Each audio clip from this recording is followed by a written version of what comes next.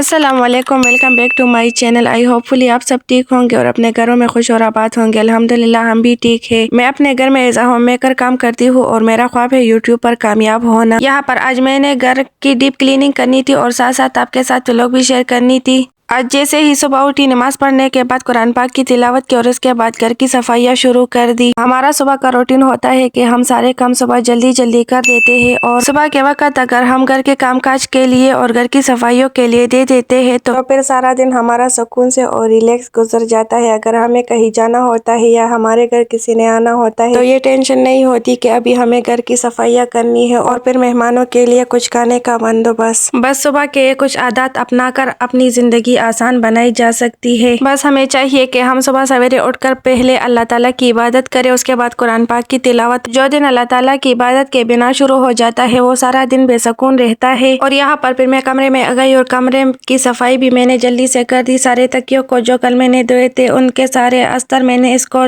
डाल दिए। बेड पर बेडशीट भी बिछा दिया और साथ ही सारे चारपाइयों पर चादरें भी डाल दिए और इस तरह सारे कमरे को मैंने सेट कर दिया। अक्सर मैं ये सोचती रहती हूँ कि हम लड़कियों को कितना प्यार होता है ना माँ बाप के घर से, जहाँ पर हमने सारा बचपन गुजारा हो। इस घर से हमारे बचपन की कहानियाँ जुड़ी होती है। इस घर में हमारी जवानी की दहलीज हमने पार की होती है और माँ बाप के डांट के साथ साथ उनका बेलौस प्यार भी होता है, जहाँ पर हमें मान होता है कि हमारा हर जायज ख्वाहिश पूरा किया जाता है। बहन भाइयों की वक्ती लड़ाई और फिर हंसी खुशी आपस में बात कर लेना और फिर एक वक्त ऐसा आता है जहाँ पर सबकी शादियाँ हो जाती है, सब अपनी अपनी जिंदगियों में मसरूफ हो जाते हैं। तो फिर अगर कुछ बाकी रह भी जाता है तो वो वही यादें जो बहन भाइयों और माँ बाप ने एक साथ गुजारी होती है। इसी के साथ अगर मेरे चैनल पर न्यू है तो चैनल को सब्सक्राइब करें और साथ में बेल आइकन का बटन भी प्रेस करें ताकि मेरी हर नए आने वाले वीडियो की नोटिफिकेशन आप लोगों तक पहुंच सके। और यहाँ पर फिर लंच का टाइम हो रहा था तो लंच में मैंने आज गोभी और चिकन का सालन बनाया हुआ था। इसको बनाने के लिए प्याज को मैंने ऑयल में हल्का सा भून लिया। उसके बाद फिर मैंने इसमें चिकन, टमाटर और सारे स्पाइसेस डाल दिए।